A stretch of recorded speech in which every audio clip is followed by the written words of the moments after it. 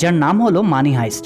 2017 সালে মানি হাইস্ট সিরিজের season 1 release হওয়ার পর এতটাই জনপ্রিয়তা পেয়েছিল যে ডিরেক্টর বাধ্য হয়েই এই সিরিজের মোট 5টি সিজন রিলিজ করেছে এখন পর্যন্ত। তো আজকে আমি আমার ভিডিওর পার্ট 1-এ সিজন 1-এর 13টি এপিসোডের মধ্যে এপিসোড 1, 2, 3, 4 এক্সপ্লেইন করব। তো চলুন শুরু করা যাক।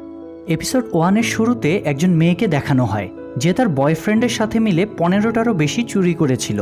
তবে শেষবার চুরি করার সময় একজন সিকিউরিটি গার্ডের গুলিতে তার বয়ফ্রেন্ড মারা যায় এবং এতে করে মেয়েটিও ওই সিকিউরিটি গার্ডকে গুলি করে মেরে ফেলে। আর তখন থেকে সে পুলিশের খাতায় মোস্ট ওয়ান্টেড এবং লুকিয়ে বেড়ায়। যাই হোক, একদিন সে রাস্তার পাশে একটি বুথ থেকে তার মাকে ফোন করে। তখন তার মা তার সাথে দেখা করতে চাইলে সে বলে, তুমি কি বাসায় একা আছো কিনা? তার মা তখন পেছনে তাকায় আর বাসার মধ্যে আমরা কিছু পুলিশ দেখতে পাই যারা মেয়েটিকে ট্র্যাক করার চেষ্টা করছে।